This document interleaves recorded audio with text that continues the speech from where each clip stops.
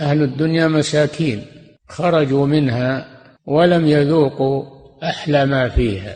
أحلى ما فيها ذكر الله عز وجل والأنس به، تلذذ بطاعته، هذا هو أحلى ما في الدنيا. ما هو أحلى ما في الدنيا القصور والخدم والأموال والأرصدة والحدائق لا، ما هو هذا أحلى ما في الدنيا.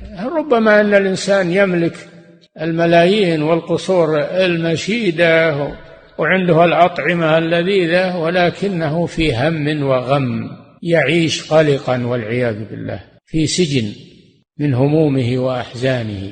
أما الفقير المنيب إلى الله فهو في جنة ولو ما عنده شيء، لأنه يعيش بالله عز وجل ومتعلق بحب الله عز وجل.